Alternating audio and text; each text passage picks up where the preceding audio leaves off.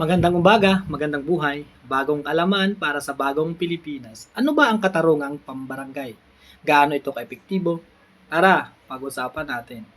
Ang katarungang pambarangay ay isang lokal na mekanismo ng hustisya sa Pilipinas na layuning resolbahin ang mga alitan sa antas ng barangay ang hindi na kinakailangang dumaan sa formal na paglilitis sa korte. Formal na paglilitis sa korte. Ito ay itinatag sa ilalim ng Philippine Local Government Code of 1991, Republic Act number 7160 na nagbibigay sa pagkakasundo sa pamamagitan ng mediation, conciliation at arbitration.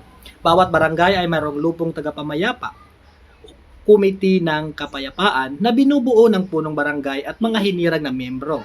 Ang kumiting ito ang namamagitan at nagpapadali ng resolusyon ng mga alitan. Ang sistema ay humahawak ng mga minor na kasong sibil at kriminal tulad ng mga alitan sa kapitbahay, away pamilya, at mga minor na paglabag na hindi na nangangailangan ng formal na pagdinig sa korte. Ang mga alitan ay dinadala sa lupong tagapamayapa na sumusubok na mamagitan at makipagkasundo. Kung ang mediation ay hindi magtagumpay, ang kaso ay maaaring iangat sa conciliation proceedings. Ang layunin ay makamit ang kasunduang katanggap-tanggap sa lahat ng panig.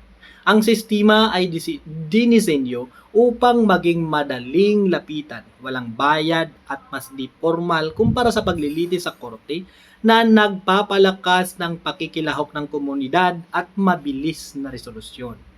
Ang mga kasunduang naabot sa pamamagitan ng katarungang pambarangay ay may bisa at may kapangyarihan ng batas kapag ito ay naitala at nilagdaan ng mga partido.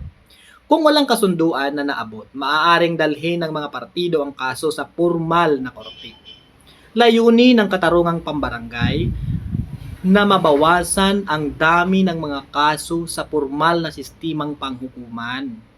Isulong ang pagkakaisa sa loob ng mga komunidad at magbigay ng mabilis at murang paraan ng resolusyon sa mga alitan.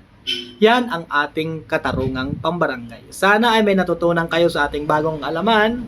For more videos, just like, share, at mag-iwan na rin ng komento. Bye-bye!